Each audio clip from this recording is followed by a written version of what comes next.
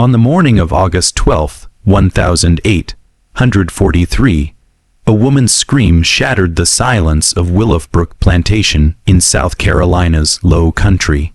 What Catherine Hargrove witnessed in her husband's private quarters that morning would trigger a scandal so devastating that newspapers refused to print the details for 60 years. Within 3 days, over 300 citizens gathered in Beaufort's town square to witness a punishment so brutal that witnesses carried the memory to their graves. The county sealed all documents until 1923, and when historians finally opened them, they discovered the truth was far darker than any rumor. This was not just about betrayal. It was about the complete destruction of a man's soul, orchestrated by the one person who knew exactly how to weaponize an entire community's rage. Before we continue with the story of Willowbrook Plantation and the scandal that destroyed the Harrow family, I need you to do something. If this story is already giving you chills, subscribe right now.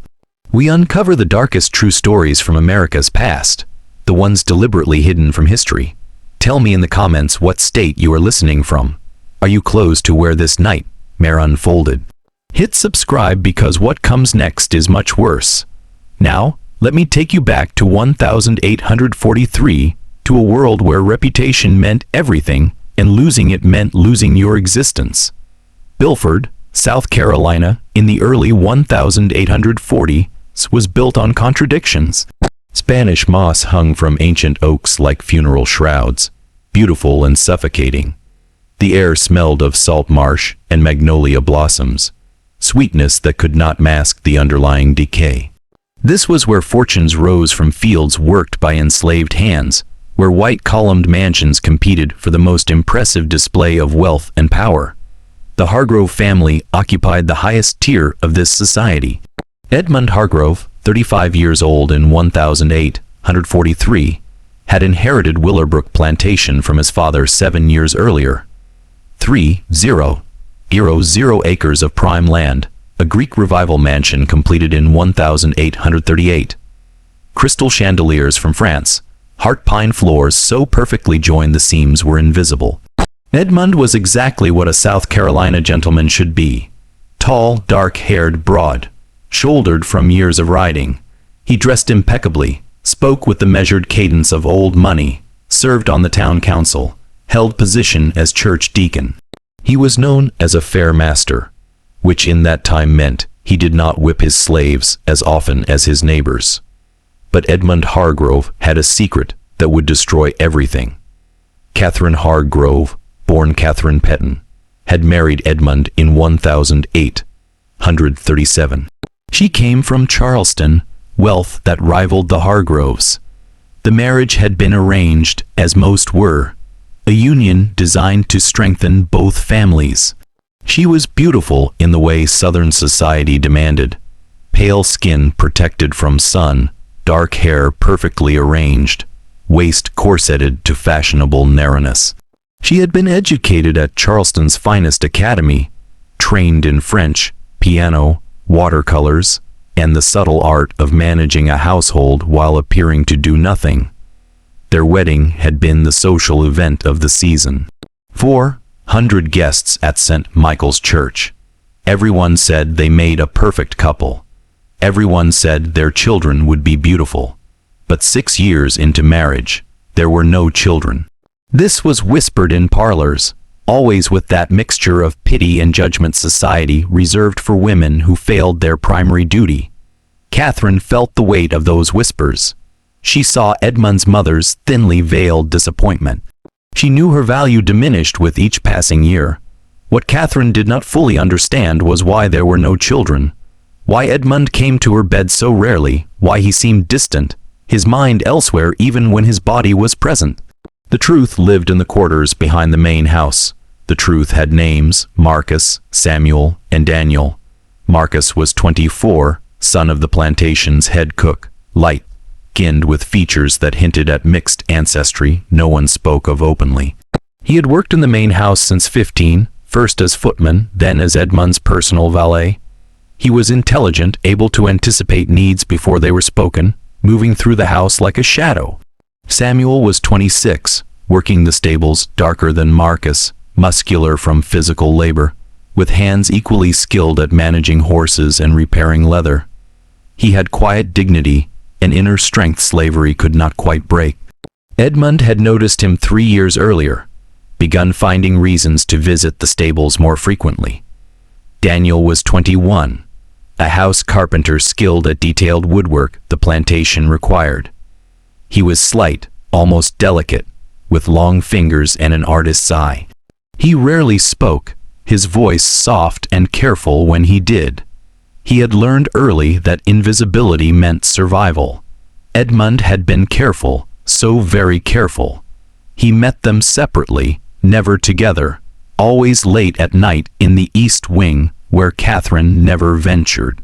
That section was supposedly being renovated, closed off, unused.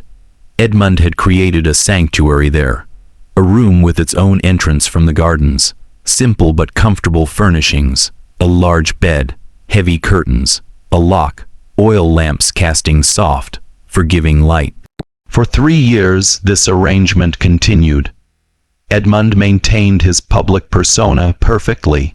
Church every Sunday, business conducted with ruthless efficiency, smiles at his wife across dinner tables, and late at night, while Catherine slept in her separate bedroom as was proper, Edmund descended the servants' stairs and crossed through darkened gardens to the East Wing, where one or more of the 3 men would be waiting.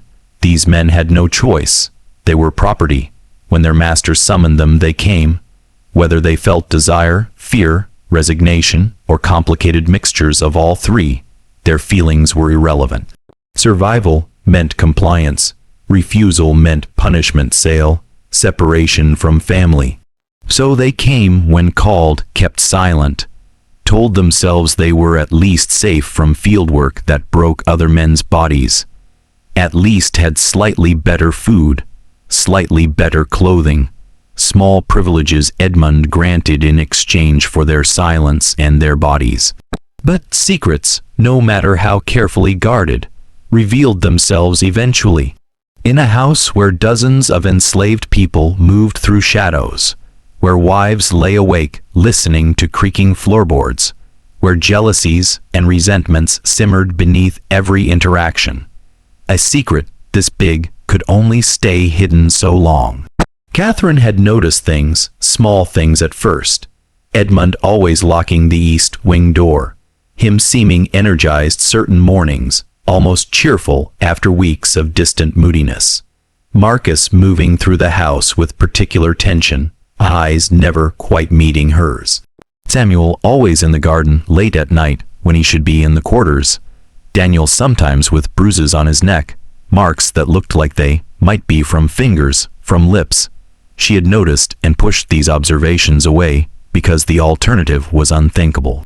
No Southern gentleman would do such things, impossible, unnatural, against God and nature and every law of civilized society. But Catherine was not a fool. She had been raised in a world where women learned to observe, to read subtle signs men thought they were hiding. 6 years as wife to an increasingly distant husband, enduring pitying looks and whispered conversations, feeling her worth diminish with each childless year, and slowly, like water seeping through foundation cracks, truth had begun penetrating her carefully maintained denial. On the night of August 11th, 1843, Catherine made a decision. She would know the truth. Whatever it was, however terrible, she would see it with her own eyes. Catherine waited until the house was dark and still. She heard Edmund's footsteps in the hallway, heard him descend the servants' stairs. She gave him 10 minutes, enough time to reach the East Wing to settle in, to believe himself safe. Then she rose from her bed, wrapped a dark shawl around her white nightgown, and followed. The garden was illuminated only by quarter moon and faint glow from slave quarters. Catherine moved carefully, bare feet silent on brick paths. She could hear cicadas in trees, distant river sounds, her own heart pounding so hard she thought it might wake the entire plantation. She reached the East Wing. The side door was slightly ajar. Light flickered from within, casting shifting shadows. Catherine approached slowly. breath shallow, hands trembling. She looked through the gap in the door. The room was larger than expected, furnished with care that made clear this was no temporary arrangement. The bed dominated the space, covered in fine linens Catherine recognized as missing from household inventory. Oil lamps cast warm light across the scene. Edmund was on the bed, unclothed, his body intertwined with three others. Marcus, Samuel, and Daniel were with him, moving together in ways that left no doubt about what was happening. The sounds, the intimacy, the obvious familiarity of their movements spoke of ongoing, practiced, comfortable relationship. Catherine's hand flew to her mouth, stifling the scream rising in her throat. She stood frozen, unable to look away, unable to process what she was seeing. Her husband, the respectable planter, church deacon, pillar of society, engaging in acts that were not only illegal, but considered the deepest possible depravity. In 1843, South Carolina, what Catherine witnessed was a crime punishable by death, not just for Edmund, but for Marcus, Samuel, and Daniel as well. The law made no distinction, showed no mercy. The act itself was called sodomy, though that word was rarely spoken aloud. It was considered abomination, sin so terrible that even discussing it could corrupt decent people. Catherine watched perhaps 30 seconds, though it felt like eternity. She watched Edmund kiss Marcus with tenderness she had never experienced in their marriage. She watched Samuel's hands move across Edmund's back with obvious familiarity. She watched Daniel whisper something that made Edmund laugh. Genuine, unguarded laugh she had not heard in years.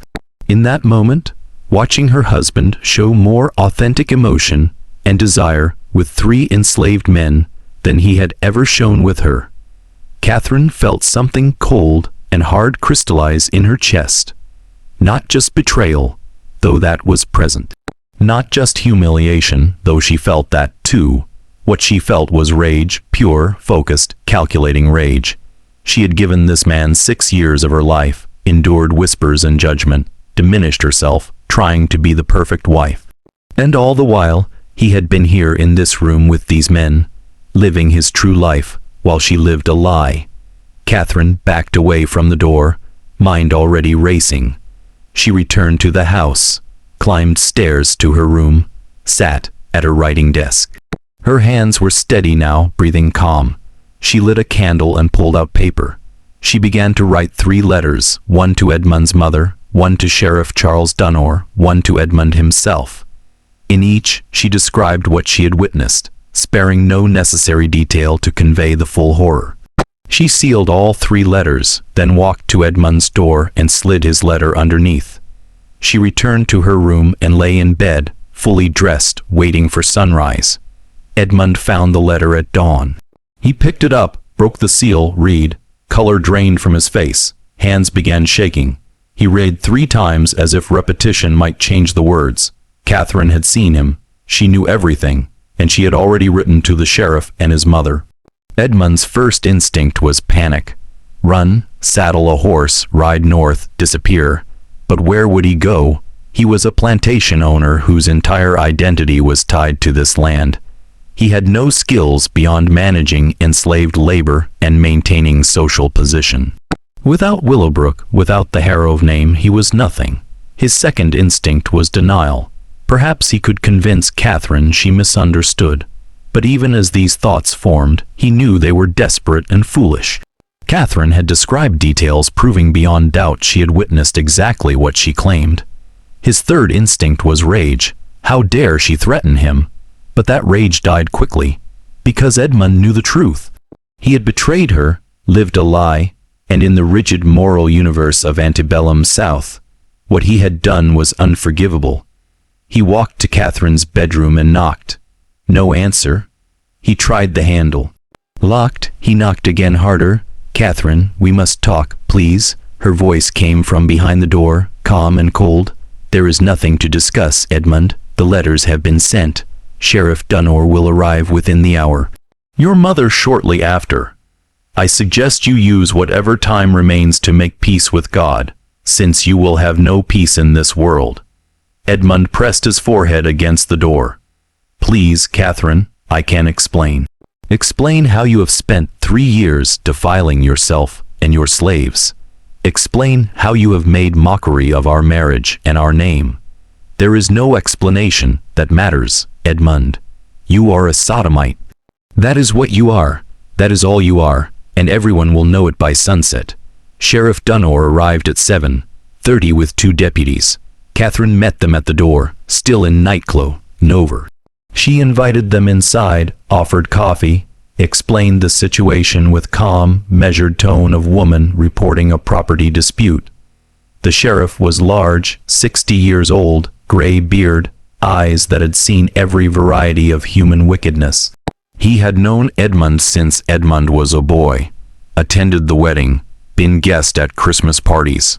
As he listened to Catherine describe what she witnessed, as he read her detailed account, his face darkened with betrayal, mixed with disgust, mixed with cold determination of a man who knew exactly what the law required.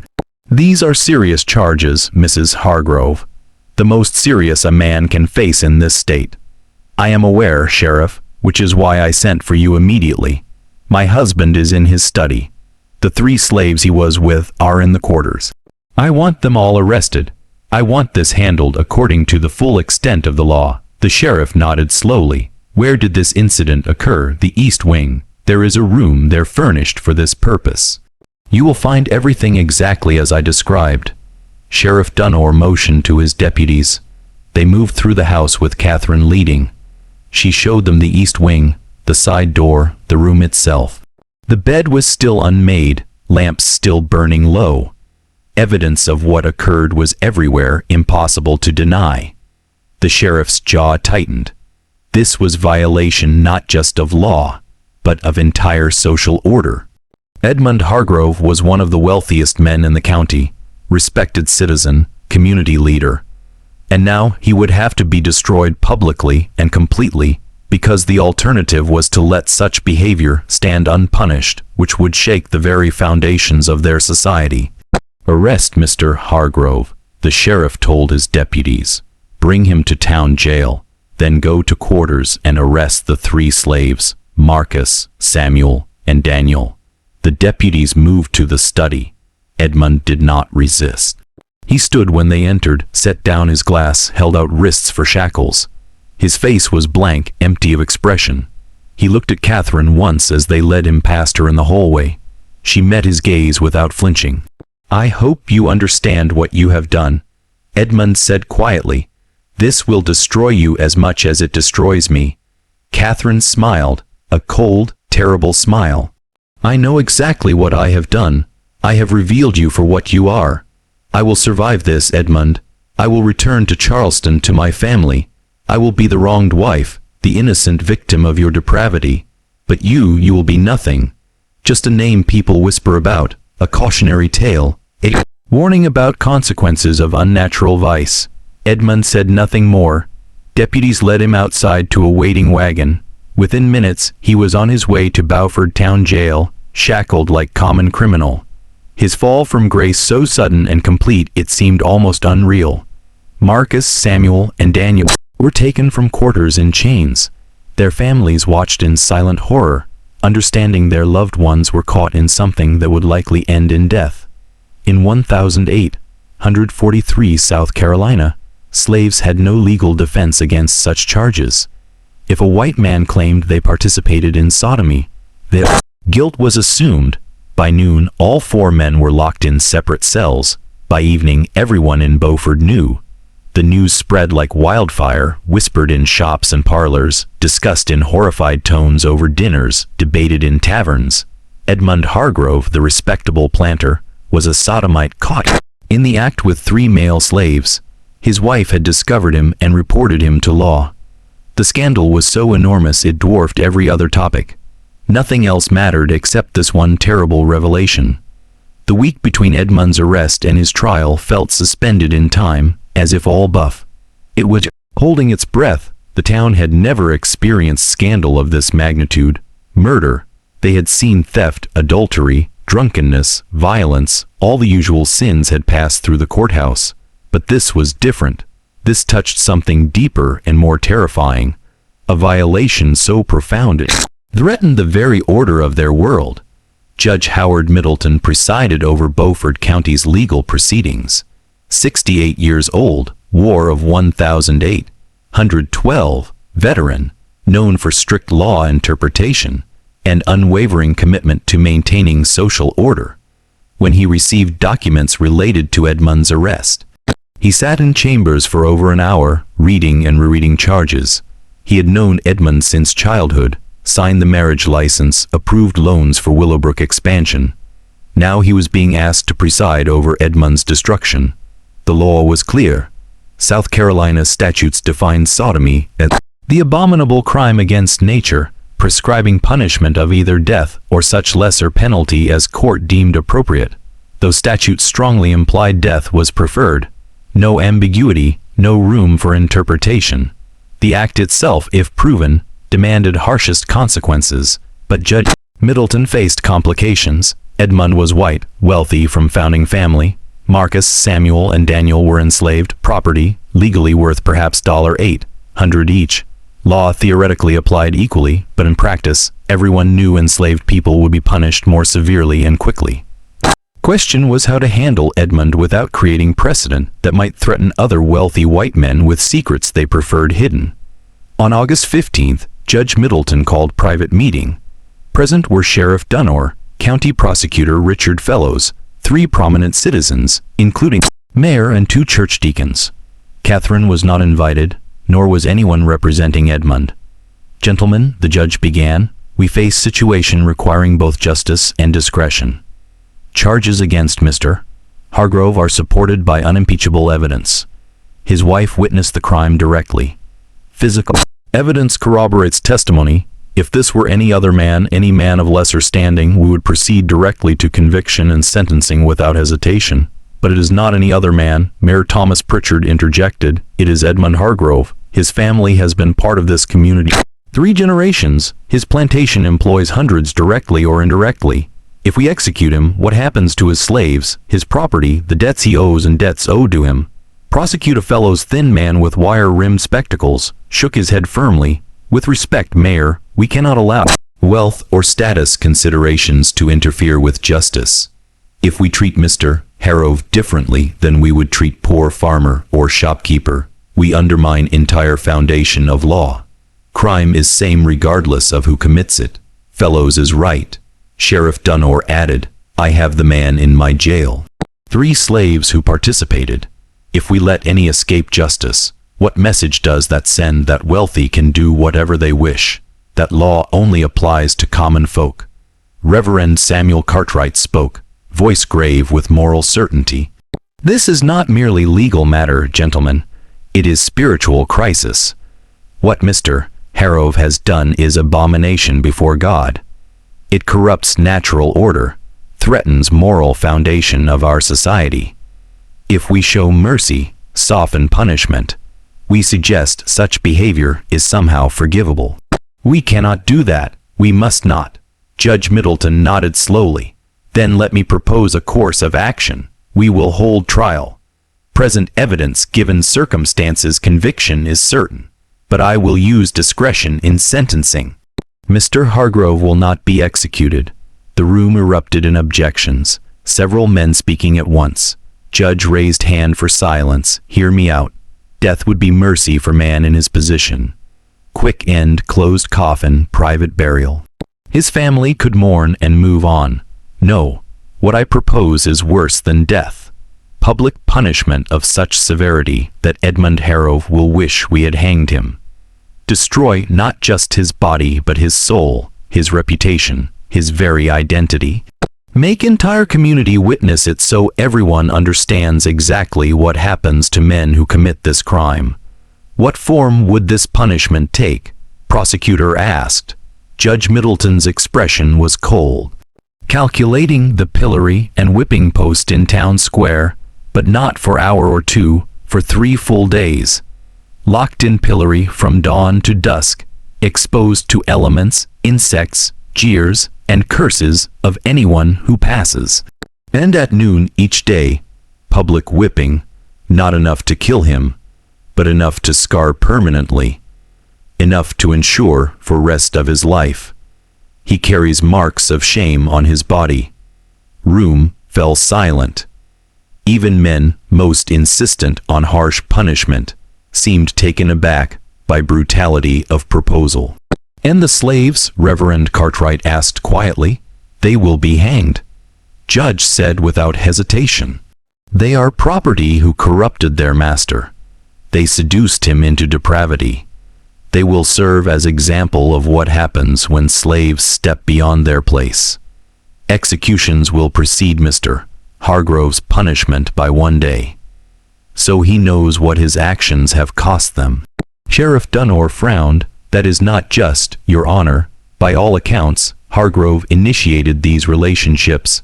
Slaves had no choice, could not refuse their master.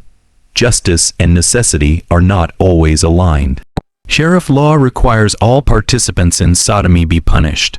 More importantly, white citizens need to see natural order restored. White men may fall, but they fall from great height. Slaves who participate in such acts must be eliminated entirely. It is harsh, but only way to maintain control." Men exchanged glances. Slowly, reluctantly, they nodded agreement.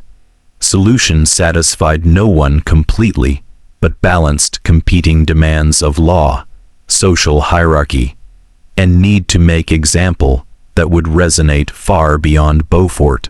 But Judge Middleton had not factored in Catherine Hargrove. She was not present, but she had sources. One of Judge Clark's young Benjamin Porter, courting Catherine's cousin, overheard conversation and repeated it to his fiancée, who immediately sent word to Catherine. When Catherine learned the plan, she was not satisfied. She had wanted Edmund destroyed, but had not considered Marcus, Samuel, and Daniel would be executed. Despite everything, despite her rage, she understood these 3 men had been trapped in impossible situation. They were property, had no choice but to obey master's commands. To execute them for Edmund's depravity seemed like miscarriage of justice, even by twisted standards of slave society. But Catherine also understood something else. If Marcus, Samuel, and Daniel died before Edmund's public punishment, if they were hanged and buried before town, witnessed Edmund's humiliation, then Edmund would become martyr of sorts. People would whisper he had loved his slaves, sacrificed himself for them, that there was something tragic and romantic about his fall. Catherine could not allow that narrative. She sent word to Judge Middleton, requesting private meeting. He agreed, curious about what woman at Scandal Center could possibly want.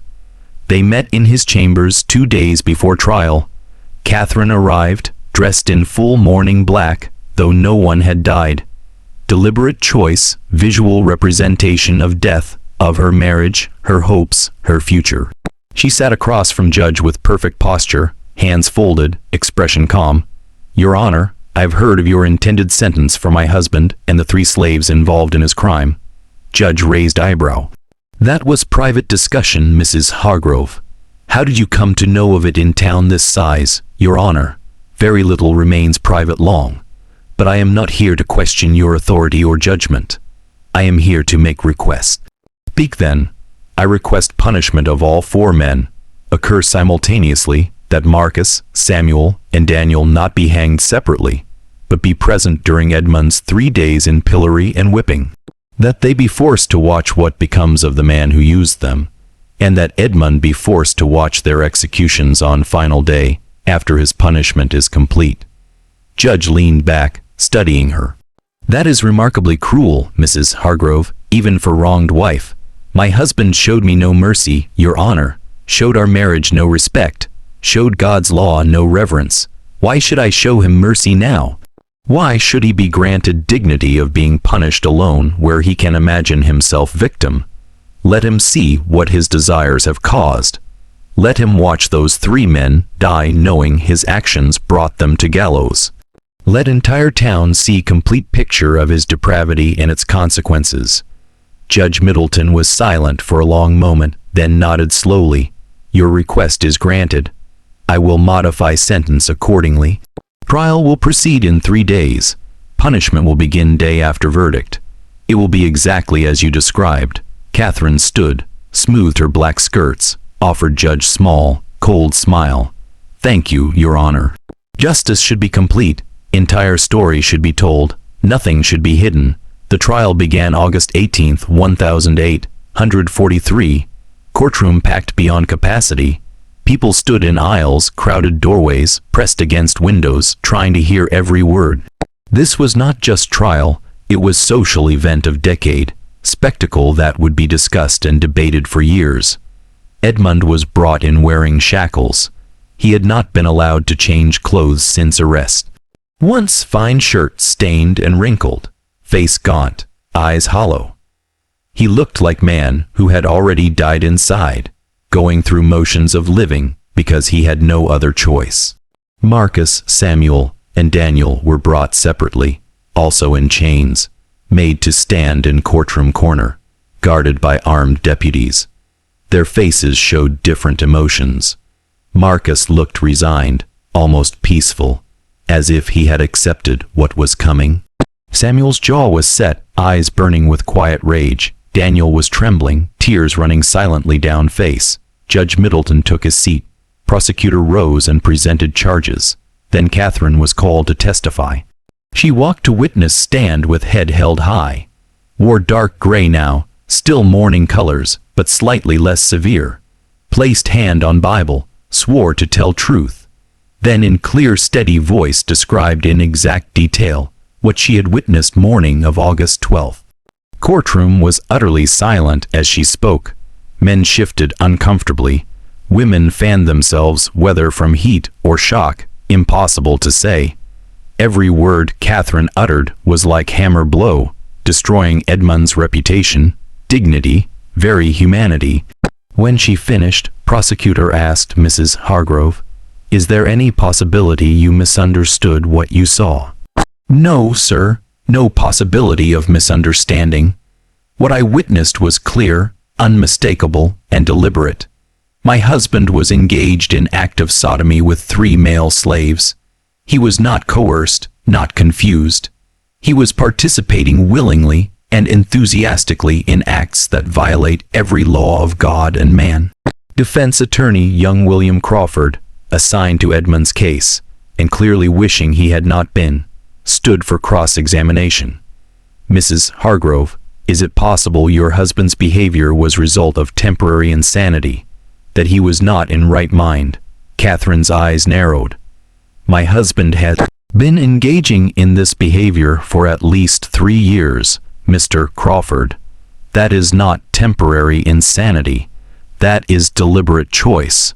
That is who he is." Crawford tried few more questions, but each only made Edmund's situation worse. Finally sat down, defeated, no defense to be made. Evidence overwhelming.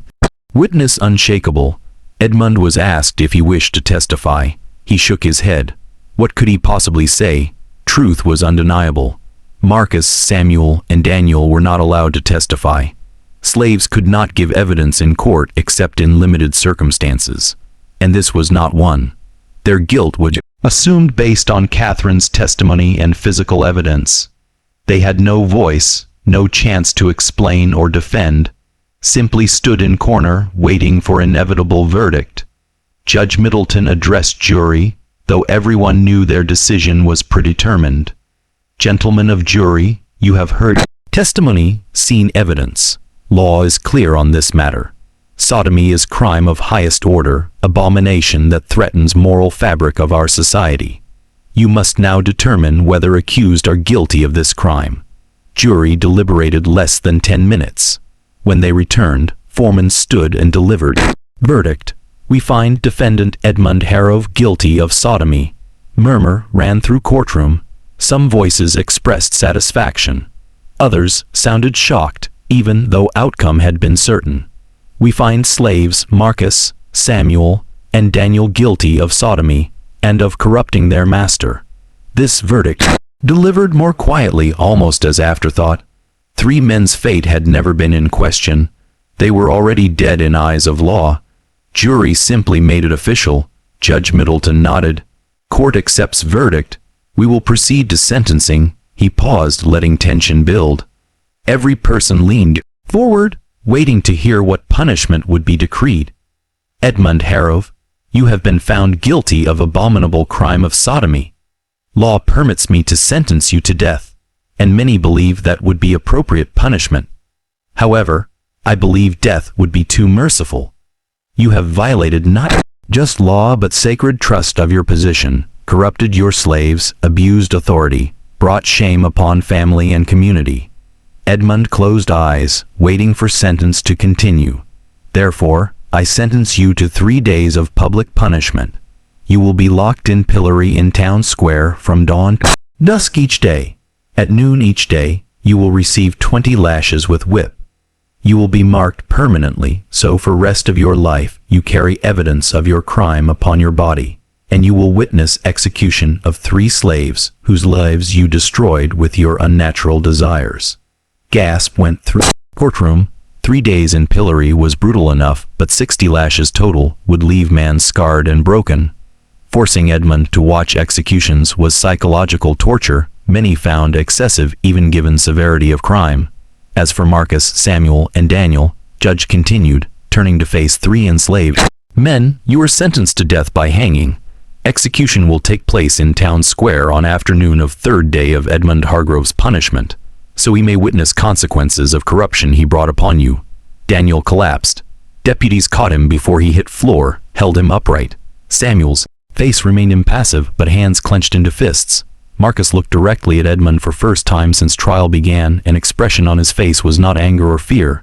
It was something worse. It was pity. Judge Middleton struck gavel. This court is adjourned. Sentence will be carried out beginning tomorrow at dawn. May God have mercy on all your souls. Courtroom erupted in conversation as people filed out. Some satisfied justice had been served, others disturbed by severity. Many already planning to attend public spectacle, drawn by morbid curiosity and knowledge they were about to witness something that had never happened in Beaufort before. Catherine left without looking at Edmund. She had achieved what she set out to do. Truth was public. Edmund was destroyed. She would soon be free to leave this place and never return. Morning came too quickly. Sun rose over Beaufort, casting golden light across town square. Already people were gathering, chairs set up for prominent citizens. Others stood in groups talking in low voices. Children were kept home, but teenagers and adults filled square until there was barely room to move. In center stood pillory, wooden frame, holes for head and hands, and beside it whipping post, thick wooden pole with iron rings for securing condemned. Both had been freshly painted, as if someone wanted them to look their best for this historic occasion. At dawn, Edmund was brought from jail. He wore only trousers, torso bare, feet without shoes, hands bound behind back.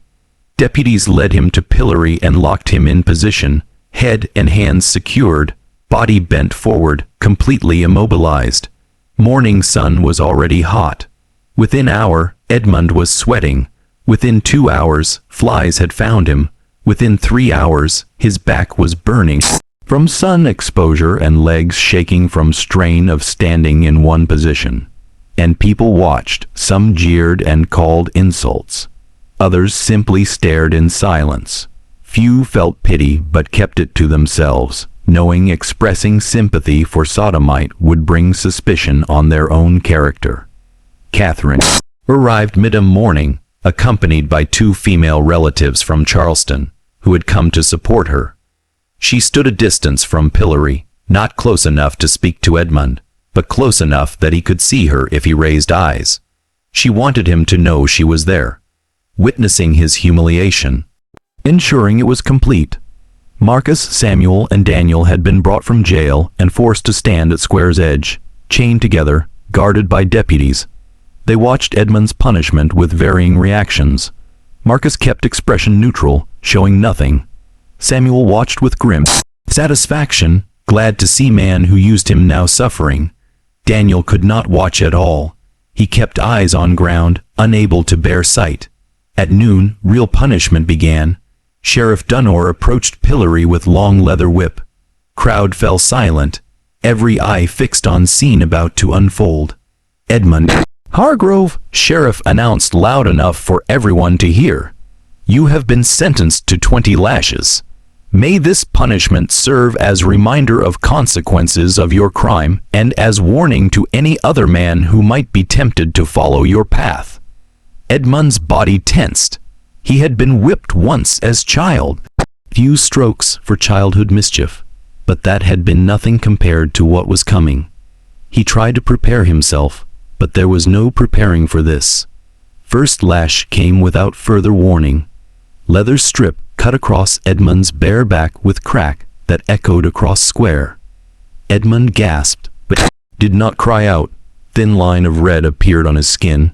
Second lash followed quickly, then third. By fifth lash, Edmund was groaning with each blow. By 10th, he was crying out, unable to maintain composure. By 15th, he was sobbing, body shaking with each impact. Skin on back was torn in multiple places, blood running down to soak into waistband of trousers. 20th lash finally came. Edmund sagged in pillory, held upright only by wooden frame imprisoning him. Crowd was silent now. Initial excitement of witnessing punishment replaced by uncomfortable reality of watching human being broken. Sheriff Dunor coiled whip and stepped back. Edmund would remain in pillory until sunset, still exposed, still suffering, but at least whipping was over for today. He drifted in and out of consciousness as afternoon stretched endlessly. People came and went, some staying hours, others just passing through to see spectacle with own eyes. Finally, as sun approached horizon, Sheriff returned. He unlocked pillory and Edmund collapsed immediately, unable to stand. Deputies caught him, dragged him back to jail where doctor had been ordered to examine him and ensure he would survive to endure next 2 days. Second day began exactly like first. Edmund brought out at dawn, locked in pillory, exposed to sun and insects and jeers of crowd. His back was mass of scabbed lacerations from previous day's whipping. Every movement pulled at wounds, sending fresh waves of pain through body. Catherine returned as she had day before. She stood in her black dress, face shaded by parasol, watching without expression. People had begun whispering about her, calling her cruel, calling her vindictive, but they also understood her rage. She had been wronged in way few women could imagine. At noon, whipping began again. 20 more lashes across Edmund's already damaged back. This time he screamed from first blow. There was no dignity left, no strength to maintain composure. He screamed and begged and pleaded for mercy, but none came. L had decreed 20 lashes and 20 lashes he received. When it was over, Edmund's back looked like raw meat. Doctor would later comment he had never seen man whipped so severely survive. But Edmund did survive, though there were moments when he wished he had not. Third day arrived. Edmund was brought to pillory for final time. His body was barely recognizable, back covered in blood-soaked bandages, face swollen from sun exposure and insect bites. Legs could barely support weight, but sentence was clear. 3 days in pillory, 3 sessions of whipping, law would be fulfilled. Crowd that day was largest yet. Word had spread throughout county. People had traveled from neighboring towns to witness conclusion of Edmund Hargrove's punishment and execution of 3 slaves. Square was so packed that deputies had to form perimeter to keep crowd from pressing too close to pillar and gallows that had been erected overnight. Gallows were simple but effective. Wooden platform with 3 nooses hanging from crossbeam. They had been positioned so Edmund locked in pillory would have clear view of executions. This was Catherine's final gift to her husband, knowledge that his desires had directly caused these men's deaths and obligation to watch as they died. Final 20 lashes came at noon. Edmund barely reacted this time. He was beyond screaming, beyond begging. He simply endured, body jerking with each impact, blood flowing freely from reopened wounds. When whipping ended, he hung limply in pillory, more dead than alive, but he was conscious.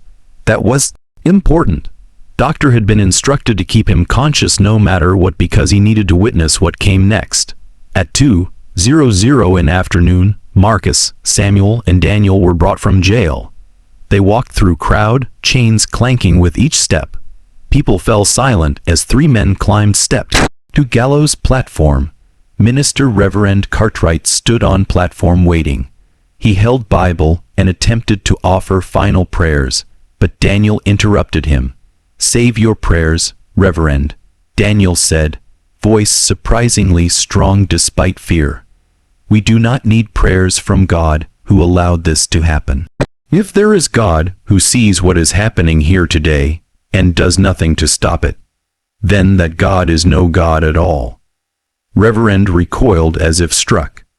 "You blaspheme in your final moments." "I speak truth in my final moments," Daniel replied, "something no one else in this town seems capable of doing." Samuel spoke next, looking out at crowd. "You call us criminals, you call us corruptors, but we never had choice. When our master called us, we came. That is what slaves do. We survive however we can, and now you kill us to protect your own sense of order. Remember that. Remember what you did here today." Marcus said nothing. He simply looked at Edmund, still locked in pillory 20 feet away. Their eyes met for a brief moment, and something passed between them, some final acknowledgement of strange and terrible relationship they had shared. Executioner, man named John Kelly, who served as county's designated hangman, placed noose around each man's neck. He adjusted them carefully, ensuring they would work as intended, then stepped back and waited for signal from Judge Middleton, who stood at base of gallows. Judge looked at pocket watch. At exactly 2:15, he nodded. Executioner pulled lever. Trapdoors beneath Marcus, Samuel, and Daniel opened simultaneously. Three men dropped, ropes went tore, and necks broke with audible cracks that carried across silent square. They died quickly, at least. That was only mercy afforded them. Bodies swung gently in afternoon breeze. Three men who had been property in life, and remained property even in death. Edmund watched it all. He watched Marcus die. He watched Samuel die. He watched Daniel die. And something inside him broke that no amount of physical punishment could have broken. He made sound, low wailing cry that seemed to come from somewhere deep inside shattered soul. Sound of anguish and despair and guilt that would haunt everyone who heard it for rest of their lives. Bodies were left hanging for an hour, as was customary to ensure death was complete and serve as final warning. Then they were cut down and loaded into wagon. They would be buried in unmarked graves on edge of town in section reserved for criminals and slaves who died without family to claim them. Edmund was finally released from pillory at sunset. He collapsed immediately, had to be carried back to jail. Doctor examined him and declared he would survive, though recovery would be long and painful. Judge Middleton came to Edmund's cell that evening. He looked down at broken man lying barely conscious, covered in bandages. "Spirit as damaged as body. Mr. Harrow, you have served your sentence. You are free to go, but understand this: you are no longer welcome in Beaufort, no longer welcome anywhere in South Carolina. If you remain here, if you attempt to reclaim your property or position, you will find society has closed its doors permanently. My advice is to leave, go west, go north, go anywhere but here, and pray no one where you land ever learns your name or history." Edmund said nothing. There was nothing to say.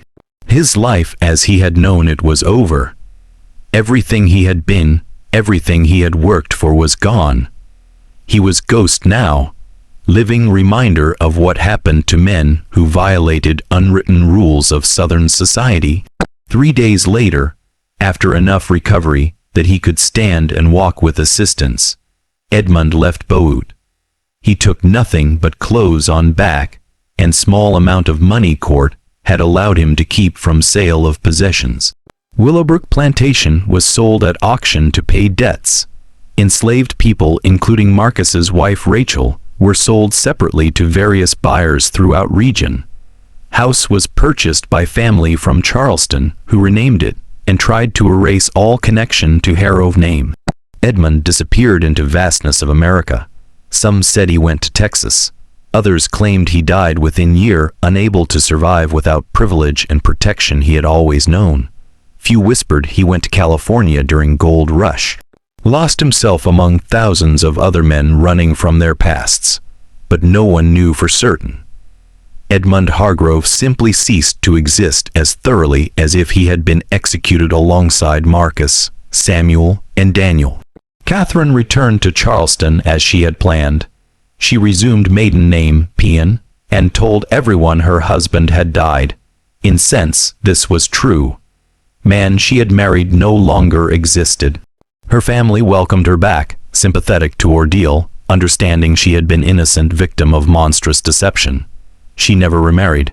She lived quietly, managing inheritance, attending church, maintaining appearance of respectable widow.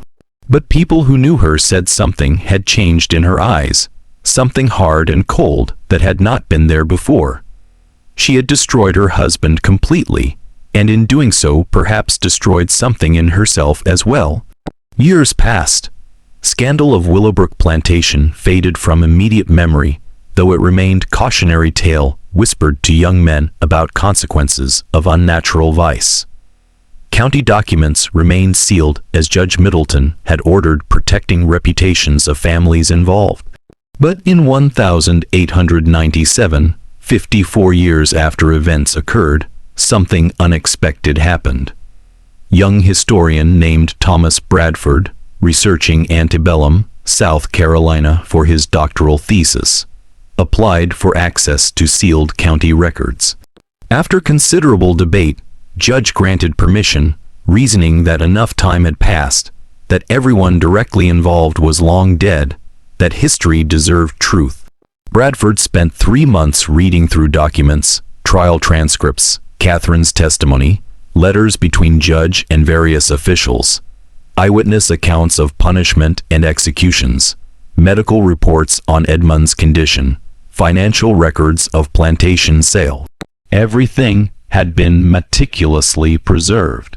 Bradford was shocked by what he discovered, not just by events themselves, though those were disturbing enough, but by what documents revealed about antebellum society, rigid moral codes enforced through spectacular public violence, laws that made no distinction between willing participants and enslaved people who had no choice, communities' eagerness to witness suffering, to participate in destruction of one of their own when he violated social order.